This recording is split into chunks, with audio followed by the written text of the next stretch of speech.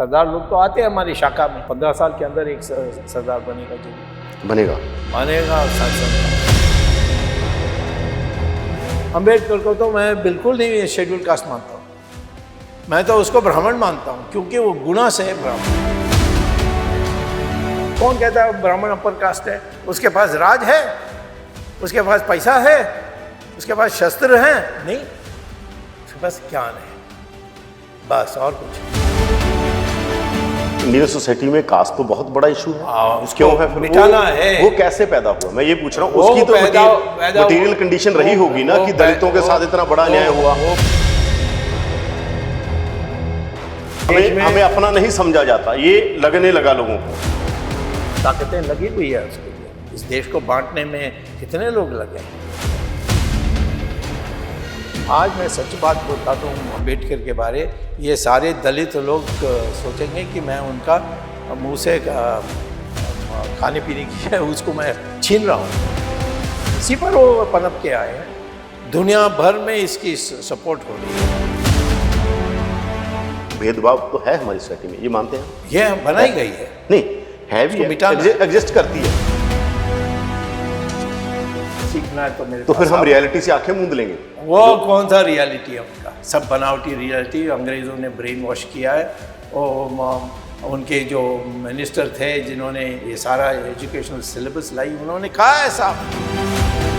जो आज एक अपर कास्ट की स्थिति है, जो एक दलित की है, उसमें फर्क मानते हैं? कोई अपर कास्ट होता नहीं है, सब विभाजन है। अम्बेडकर तो इस बात पर भी लड़े कि दलितों को मंदिरों में जाना चाहिए, तालाब में पानी पीना चाहिए। वो सब हाँ, वहाँ होना चाहिए। वो तो वो दलित होता ही नहीं है। वो आज भी दलित का बेटा, आज भी दलित का बेटा दलित नहीं है, वो अपने आप दलित बनना चाहता था। No problem. आरएसएस को लेकर जो सिखों के मन में है कि सिखों के एक सेक्शन के मन में है, ये बताओ। हम सरदार को सरसंघचालक बना देंगे तो फिर क्या बोलोगे? आरएसएस कोई मेरे लिए देवता नहीं है, वो एक संगठन है। आरएसएस तो पेरेंट ऑर्गेनाइजेशन बनी जाती है ना, चाहे कोई नहीं, पेरेंट नहीं है। मोदी उनका कहाँ सुनता है? मैं यही कह रहा हूँ, मान लीजिए डीएनए एक है, जो आप कह रहे हैं, आपके मुताबिक हम मान लेते हैं। जो विचार के मतभेद पैदा होते हैं, मान लीजिए जैसे डॉक्टर अम्बेडकर लास्ट टाइम गए वहां पर, उन्होंने जाके अपना कहा कि भाई मैं बोधि बनने जा रहा हूं। ऐसे ही सिख धर्म में भी उन्होंने अपने तौर पर कहा कि ये चीजें हमें। उस बुद्ध बनने के पहले क्या अम्बेडकर तो विचार का मतभेद मैं कह रहा हूं, तो उसका क्या करेंगे? नहीं, उनका विचार बदल गए, उसके क्या कहोगे? जो 1916 में एक विद्यार्थी के रूप में पीएचडी लेने के लिए कोलंबिया यूनिवर्सिटी में अम्बेडकर गए, तो उनको एक सेमिनार में इंडिया के बारे बोला और उन्होंने कहा कि हम सब लोग एक हैं, एंड ये जो शेड्यूल कास्ट का है ये तो विकृति है, हमारी सिद्धांत में नहीं है। और मैंने कोट किया, मैंने एक पुस्तक छापा भी है जो बेस्ट सेलर हो गया है,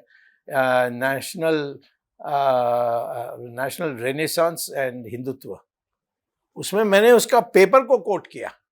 आप भी गूगल में जाकर कहिए Ambedkar on Indian culture in Columbia University 1915, आपको गूगल में मिल जाएगा। ये बंदा तो इवॉल्व होता है। मान लीजिए अम्बेडकर ने इवॉल्व होके जब हमने तो ऐसा नहीं, डिबेट तो थोड़ी खुल के मैं कह रहा हूँ कि जब मैं, आप मेरी बात एक समझिए, आप मान लीजिए डीएनए के बिना जो विचार का मतभेद पैदा, मान लीजिए गुरु नानक साहब थे, कोई विचार में फर्क नहीं है। गुरु गोबिंद सिंह जी थे, जहां पर बहुत सारे, मेरी बात तो सुन ली, भक्ति मूवमेंट थी, भक्ति मूवमेंट में उन्होंने भी कटाक्ष किया बहुत सारी चीजों पर।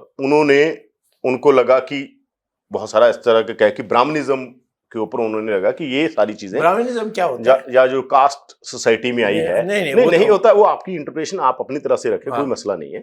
ये भी तो एक थॉट है ना, मैं ये कह रहा हूँ, मैं तो एक जर्नलिस्ट हूँ, मैं कह रहा हूँ कि ये भी तो एक थॉट रहा है। नहीं सकता तो उसको थॉट कैसे मानूंगा? तो ये जो विचारक तौर पर लोग अपनी अपनी बात कहने लगे, चाहे वो मिनॉरिटीज थी या दलित थे, उनमें आज भी ये बात होती है ना?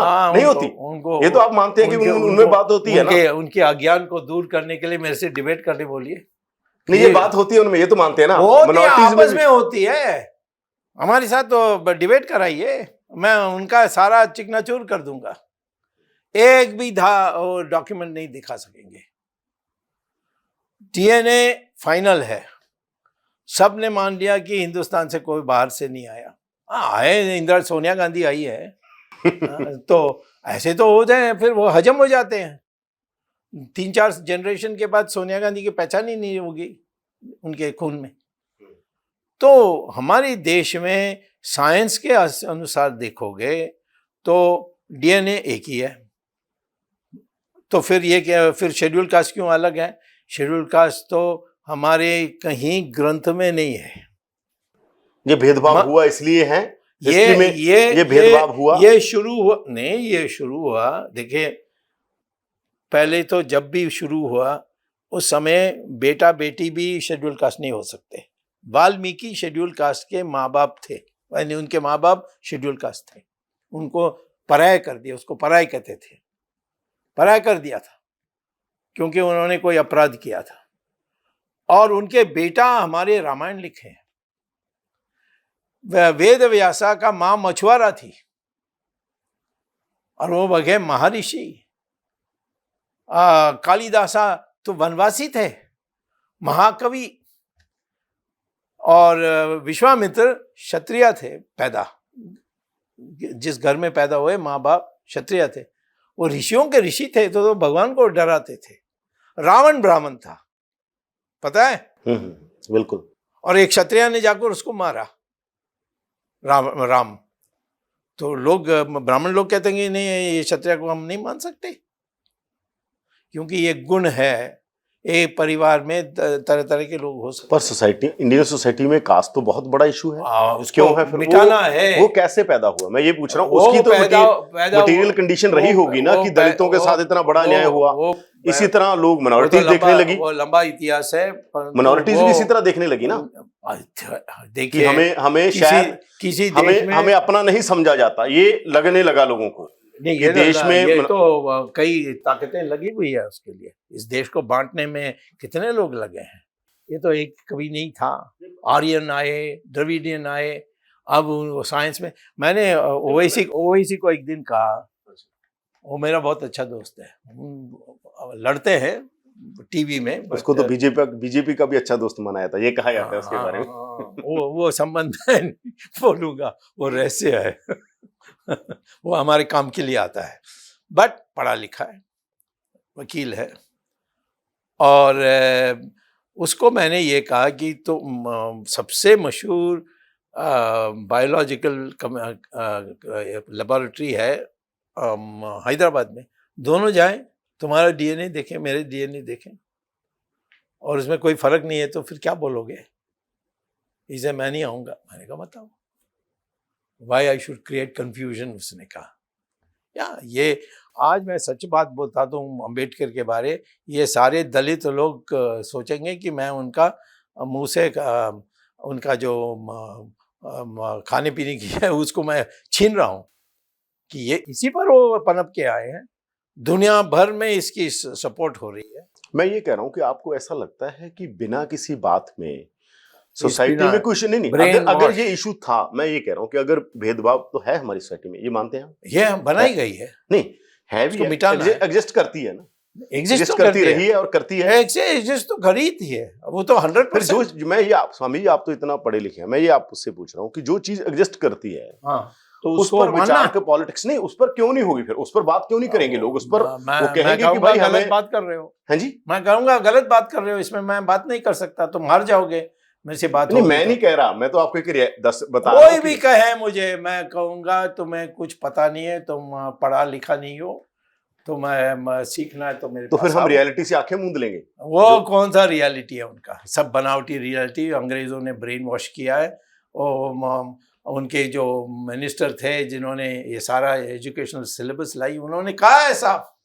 पर एक ऐसा है कि जो आज एक अपर कास्ट की स्थिति है, जो एक दलित की है, उसमें फर्क मानते हैं? कोई अपर कास्ट होता नहीं है, सब विभाजन है, और उसको अंग्रेजी में डिवीजन ऑफ लेबर कहते हैं। तुमने उसको अपर कास्ट बना दिया। कौन कहता है ब्राह्मण अपर कास्ट है? उसके पास राज है, उसके पास पैसा है, उसके पास शस्त्र हैं नहीं, उसके पास ज्ञान है बस, और कुछ नहीं। उसको मान्यता उस पर मिलती है। क्षत्रिय क्या है, वो नीति बना सकता है नहीं, उसको जो राजधानी, उसकी राजधानी। अंबेडकर तो इस बात पर भी लड़े कि दलितों को मंदिरों में जाना चाहिए, तालाब में पानी पीना चाहिए, वो सब हाँ वहाँ होना चाहिए। वो तो वो दलित होता ही नहीं है, दलित का बेटा आज भी दलित का बेटा दलित नहीं है, वो अपने आप दलित बनना चाहता तो नो प्रॉब्लम। परंतु उसके जो दलित, जो पहले ये कल्पना आई थी कि पराया करना किसी को, वो सिर्फ जिसको किया उसके लिए है सीमित, उसके परिवार के लिए नहीं होता। यह है हमारे शास्त्र में। पर ये कहा गया कि उनको कीर्तन नहीं सुनना चाहिए किसी टाइम हिस्ट्री में। ये कब कहा गया? दिखा दो, मेरे पुराना ग्रंथ में लिखा है, वेद में से निकाल के दे दो, या इससे महाभारत से निकाल के दिखा दो कि ढोल गवार शूद्र नारी, वो कुछ ऐसे ही हमारे ग्रंथ में कहीं नहीं है, कहीं भी नहीं है। ये तो अज्ञान में तो ये सारे जिंदा है ना, हमें बुद्धू बनाकर हमको। अंग्रेज तो कहते थे तुम राज ही नहीं कर सकते हो, इंडिया जैसे कोई देश ही नहीं था, ये सब टुकड़ा टुकड़ा था, हमने इसको एक किया। फिर ऐसा क्यों? आप जैसे मान लीजिए हम कास्ट को छोड़ देते हैं, हाँ, क्लास के रूप में आ जाते हैं। हाँ, एक क्लास है जो बहुत गरीब है, बहुत गरीब लोग हैं ना इंडिया में। हाँ, बहुत है, एक अंबानी जैसे हैं, है। और उसमें भी ये कहा जाता है, अरुंधति ने तो यहाँ तक बोल दिया कि ये जो अली इतना बड़े अमीर लोग हैं, उनकी कास्ट निकाल के देख लो आप, बनिए हैं। हाँ, ब्राह्मण नहीं है। हाँ, मतलब कोई ब्राह्मण ज्यादा, ब्राह्मण छोड़िए, आप बनिए बोल लीजिए, उनका ये भी अपर कास्ट है।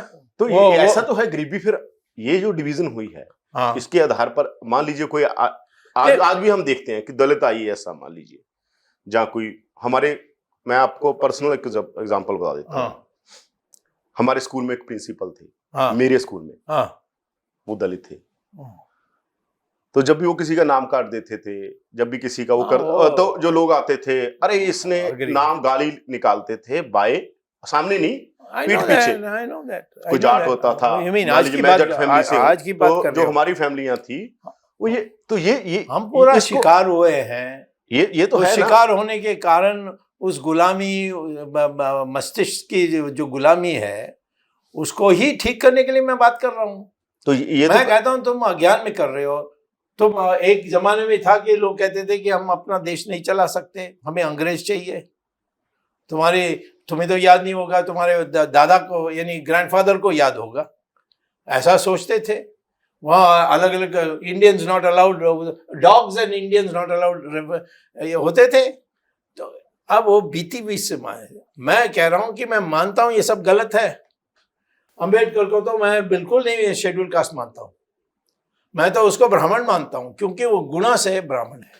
कृष्ण भगवान कहते हैं गुणा से ही ब्राह्मण हो सकते हो, गुणा से ही क्षत्रिय हो सकते हो, गुणा से ही वैश्य हो सकते हो, शूद्र हो सकते हो। पर ये आपने जो मानी बात की, हाँ मैंने एक एग्जांपल बता के बताई, तो जो ये सोसाइटी पर लार्ज तौर पर, लार्जर लेवल पर रही है हिस्ट्री में, इसका क्या जवाब? इसका तो हमें कोई देना पड़ेगा ना, उनको भी तो 600 साल विदेशों से हम भटकते रहे, यानी मरते रहे और उनको भगाते रहे। आखिर में एक ही देश है दुनिया में जिसने मुसलमान को यहाँ रूल करने नहीं दिया।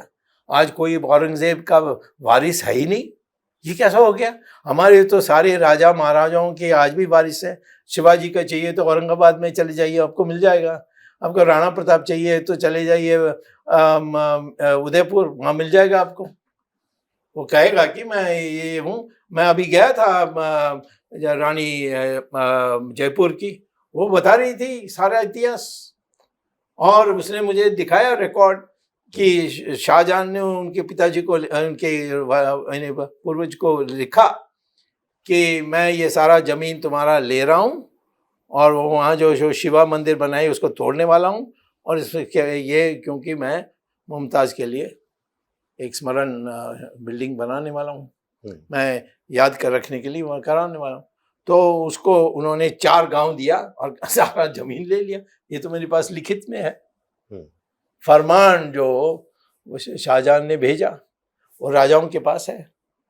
ये जो काशी विश्वनाथ है, ये तो ये औरंगजेब ने फरमान दिया कि इसको तोड़ना चाहिए और वहीं जहां मंदिर थी वहीं मस्जिद बनाना चाहिए।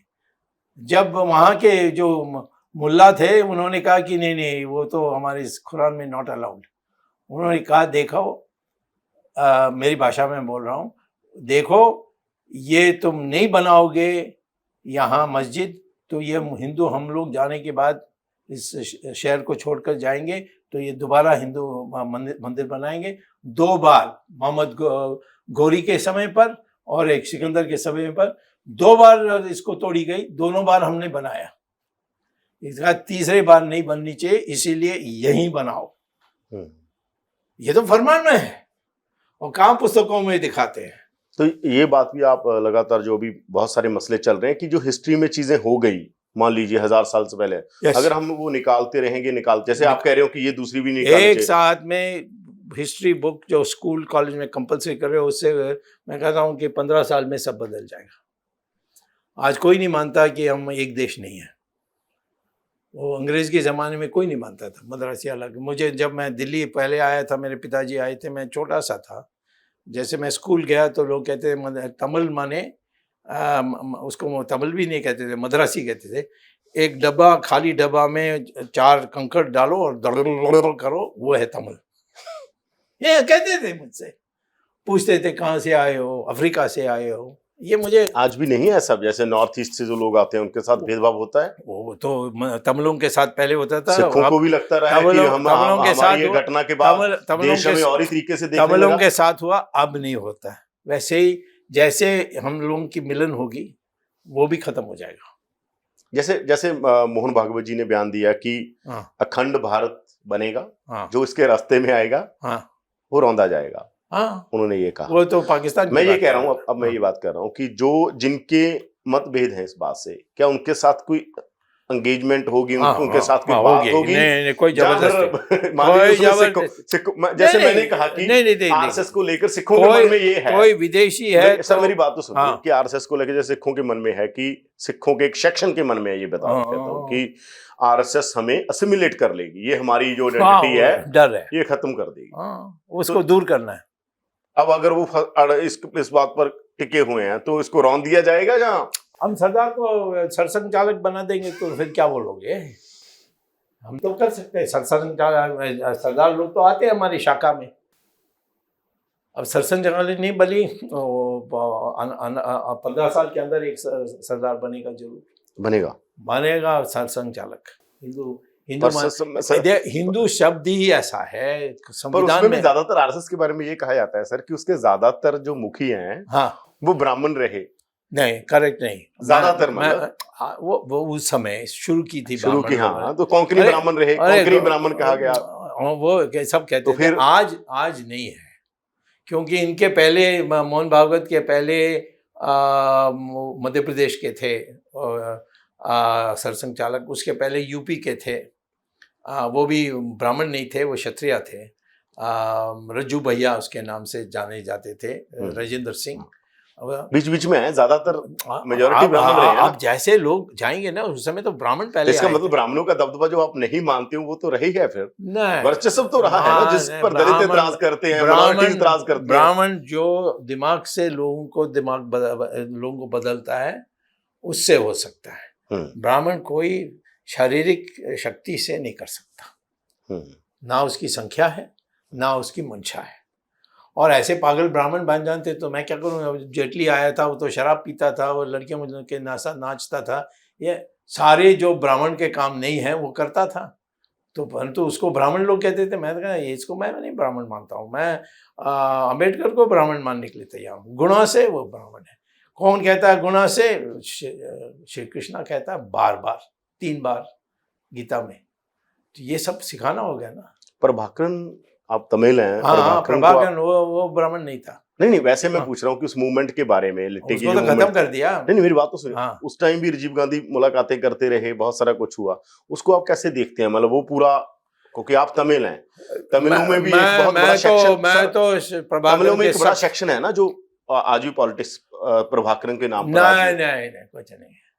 उसको तो हमने ऐसा मैं जब मिनिस्टर था, ये सब कह रहे थे करुणानिधि हमारा आदमी है, वो ब्राह्मण के खिलाफ थे, ब्राह्मण को नफरत करते थे। तो ये मैं उस समय मिनिस्टर था, तो ये सारे एलटीटी वाले आने लगे जो हमारे फौज के साथ श्रीलंका में आईपीके से लड़े, जख्म हुए, वो मद्रास आकर हॉस्पिटल में उसकी इलाज होती थी। तो मैंने चंद्रशेखर को कहा कि ये तो हम अलाउ नहीं कर सकते। उन्होंने कहा क्या करना चाहिए? डिसमिस करोगे? मैं इसे तुम करोगे? मैंने कहा हाँ, मैं जाके बैठ के कर लूँगा। ये बड़ा खून खराबा होगा सब कहते हैं। मैंने कहा खून खराबा होने दो, देश के लिए करना पड़ेगा। अमेरिका भी सिविल वॉर ने किया था, पर मेरी राय में तमिल की जो चरित्र मैं जानता हूँ, जैसे हम अपनी शक्ति दिखाएंगे वो इन सबको से भयभीत जो हैं वो भय चले जाएगा और सबको भगा देंगे। मैंने जाकर 31 जनवरी 1991 वो जाकर बैठा, 2 दिन में सबको बुलाया और कहा कि हम गवर्नमेंट को डिसमिस कर रहे हैं, एक भी साइकिल बस नहीं जलनी चाहिए, और आखिर में एक साइकिल भी नहीं जली। फिर चुनाव किया, करुणानिधि हार गए, बुरी तरह हार गए, 2 सीटें मिली 274 से। तो ये है इतिहास, इसको कोई नहीं बोलता है। इसको तो ये माफी मांग रहा था ये प्रभाकरन श्रीलंका से, ये राजपक्षा तगड़ा निकला, उसने कहा कि मारो, खत्म, कोई मूवमेंट नहीं है। ये जो ब्राउन शुगर वाले हैं, ऐसे लोग एलटीटी का नाम उपयोग करते हैं। तो एक बात राहुल गांधी ने तब बयान दिया था कि महिलाओं को, जो आप बात कह रहे हो, हाँ, महिलाओं को भी आरएसएस में उस तरह से ना वहां पर विंग है कोई महिलाओं का, ना ही महिलाओं को सशक्त किया जाता है, ये बात अरे उन्होंने बयान दिया। राष्ट्रीय सेविका समिति है, इतना बड़ा है, देख के तुम हैरान हो जाओगे। उनको तो सारी शस्त्र, आरएसएस की कोई हेड महिला हो सकती है कभी? हाँ है। नहीं ओवरऑल आरएसएस का नहीं, आरएसएस की सरसंघचालक कोई महिला हो सकती है? सरसंघचालक राष्ट्रीय सेविका समिति की होती है। नहीं ओवरऑल आरएसएस। ओवरऑल क्यों? फिर दोनों को एक साथ शाखा में आना पड़ेगा और फिर कैंप में रहना पड़ेगा। ये सारी चीजों की जिम्मेदारी क्यों ले? ये तो कोई रोज का कोई आरएसएस का नहीं होता है, वो नौकरी में है, परसों शाम को आ जाएगा शाखा में। तो इसीलिए महिलाओं पुरुष हाँ मीटिंग्स करते हैं मिल करके। मैं नाम, हमारी जो स्पीकर थी वो तो राष्ट्रीय सेविका समिति की थी, जो अभी चले गए वापस, उसको मोदी ने दोबारा स्पीकर बनने नहीं दिया। तो हमारे इसमें तो महिला को दुर्गा मानते हैं। या देखिए हमारी मुख्य जो हमारी सोचने की विचार है, जहाँ तक शिक्षा है वो तो सरस्वती भगवान है, कोई पुरुष तो नहीं है। जहाँ तक फाइनेंस है वो लक्ष्मी है, और जहाँ तक आखिर में किसी की शक्ति, जिसको शक्ति कहते हैं, वो तो दुर्गा है। जब सारे पुरुष फेल हो गए वो असुरा को मारने में, वो जाकर दुर्गा के पांव पर पड़े और कहा कि बचाओ, तो काली के रूप में आई और उसको वध किया। ये कोई सिखाता नहीं है। मैं अपनी मीटिंग में बोलता हूँ तो महिला बहुत खुश हो जाते हैं। मैंने कहा कि ब्रह्मा का कैबिनेट में एक ही पुरुष मंत्री था, वो था नारद मुनि, प्रचार के लिए। तो जो महिला के बारे में बोलते हैं कि बोलते रहते हैं, वो तो पुरुष करता था, इंफॉर्मेशन ब्रॉडकास्टिंग। बट जो मेन पोर्टफोलियो वो तो सब महिला। माँ महिला है, माँ को जो दर्जा मिलती है किसी और संस्कृति में नहीं मिलती है। तो और इंडिया को हम भारत माता कहते हैं, पुरुष नहीं कहते। ये दृष्टिकोण मैं मानता हूं कि आज के सब दृष्टिकोण को उल्टा पुल्टा कर दिया है, उसको ठीक करना है। उसने किताबें को सुधारना है, अंग्रेजों की लिखी हुई किताब को दोबारा नहीं चलाना है। तो सारा सिलेबस बदलना है। कदों तक बदले जाऊगा? 24 तो बाद, देखो 24 तो बाद एक प्राइम मिनिस्टर चाहिए जो खुला छूट देगा हम जैसे लोगों को कि सारे बदल दो। वाजपेयी गवर्नमेंट दे टाइम आरएसएस ਦਾ ਐਡਾ ਵੱਡਾ ਕੁੰਡਾ ਸੀਗਾ। करना चाहिए था, नहीं किया। इसके माने मैं नहीं करूँगा ऐसा नहीं है। आरएसएस कोई मेरे लिए देवता नहीं है, वो एक संगठन है जो संगठित होकर सेवा करती है। और हम लोगों के लिए, चुनाव के लिए सारे बूथ मैनेजमेंट, हमें किसी को पैसा नहीं देना होता, चाय पानी के लिए व्यवस्था नहीं करना होता। वो आरएसएस आके बैठ जाते हैं तो परफेक्ट करके जाते हैं। हम जीतते हैं इसी कारण से। अच्छे लोग हैं, पढ़े लिखे लोग हैं, मिडिल क्लास हैं। तो मैं कह रहे हैं कि आरएसएस तो पेरेंट ऑर्गेनाइजेशन बनी जाती है ना, चाहे कोई नहीं, पेरेंट नहीं है, हैं? वो मोदी उनका कहाँ सुनता है, सुनते नहीं। हाँ कह देता है। तो पुण्य प्रसन्न वाजपेयी कहते हैं कि पहले आरएसएस के कांग्रेस बीजेपी चलती, अब आरएसएस ने गांधी को मारा, मोदी चला रहे हैं आरएसएस को। अब मोदी ने फंडिंग कर दी कि आपको पैसा कितना चाहिए ये लो। वो तो प्रोपेगेंडा चल रही है ना, वो मोहन भागवत ऐसा हिलेगा नहीं, उनका तरीका दूसरा है। देखिए उनके दिमाग में क्या है, सोनिया वापस नहीं आनी चाहिए, हम ऐसा कोई कदम नहीं उठाना चाहिए जिससे विपक्ष को फायदा हो, हमें और राज करनी है। अब वही सोचा था वो वाजपेयी के बारे, और वाजपेयी ने उल्टा हमें 10 साल पुराना पीछे कर दिया था। तो मैं उनको कहता हूँ इससे नहीं होगा, आपकी सिद्धांत पर कोई डाइल्यूशन दिखना नहीं चाहिए। कौन है आपकी नजर में, कौन है वो पीएम, कौन होना चाहिए? वो कैसे कह सकते हैं भाई, लाल बहादुर शास्त्री बना, कोई सोच ही नहीं सकता था वो बनेगा। तो इसमें तो प्रारब्धा जिसको डेस्टिनी अंग्रेजी में कहते हैं वो है, कौन बनेगा मैं नहीं कह सकता। स्वामी जी, आपको लगता है कि जितना आप में कैलिबर था, आपको उसके मुताबिक पोजीशनें मिलती रही जो आपको, जो आप में कैलिबर था? नहीं मिलती रही। देखो मैं आया क्यों, क्योंकि मुझे इंदिरा गांधी ने पढ़ाने नहीं दिया, मुझे निकाल दिया था आईआईटी से। मैं कोर्ट लड़ा, परंतु 40 साल के बाद जीता। वो जीता बिल्कुल, वापस दोबारा बना एक दिन के लिए प्रोफेसर, और फिर रिजिग्नेशन किया, और फिर 40 साल का पुराना तनख्वाह भी मुझे मिल गई, तो मुझे तसल्ली हो गई। उस बीच में मोरारजी जब प्रधानमंत्री बने, उन्होंने गवर्नर, जिस बॉडी ने मुझे डिसमिस किया, उसी का मेंबर बना दिया। तो मुझे फिर मैंने सोचा कि अमेरिका में तो रहना नहीं है, क्योंकि अमेरिका में सब जानवर जैसे रहते हैं हिंदुस्तानी। हाँ, शाम को पूरा दिन काम करते हैं, फिर रिटायर होकर वहाँ की बगीचा में बैठ के चिड़ियों को खाना खिलाते हैं। वही कि अमेरिका में बुढ़ों के लिए कोई, वयोवृद्ध लोगों के लिए कोई यानी स्थान नहीं है। उनको सब, उनके बच्चे ही कह देते हैं तुम हमारे साथ नहीं रह सकते हो उनके ऐसे। तो मैंने कहा कि ये जीवन में, और सब चीज़ के लिए हम ही करना होता है, बाथरूम साफ करना तो मुझे ही करना होता है, धोबी कपड़ा बनाना धोबी को देना है तो हम ही धोबी हैं। अब मशीन है, परंतु सब चीज़ आपको करना, खाने पीने की चीज़ को खरीदना है तो मोटर गाड़ी ले करके सुपरमार्केट जाना होगा। मैंने कहा ये सारा इंडिया में तो मैं फिर राजा जैसा रह सकता हूँ, मैं क्यों अमेरिका में रहूँ? तो यही तो समस्या है। वो भी कहते हैं कि हम ही ये काम क्यों करते रहें, दलित कहते हैं हम ही सफाइयाँ को मैं कहता हूँ पढ़ लो। मेरे जो ड्राइवर, यही तो मसला है मेरे नहीं तो मैं यही तो भाई, हमारे किसी के लिए कोई काम करे। स्वामी जी क्यों राजा बने रहे? मैं कहाँ राजा बनाऊं, क्योंकि मेरे पिताजी ने मुझे बनाया, मैंने खुद अपनी मेहनत से की। मेरी ड्राइवर है, उसकी बेटी आज मेरी सेक्रेटरी है, पढ़ी लिखी है, तो क्यों मैंने उसका स्कूल का फीस ये सब व्यवस्था की। अब वो बने, अब वो क्या बेटा तो और भी अच्छा जगह में पहुंच गया है।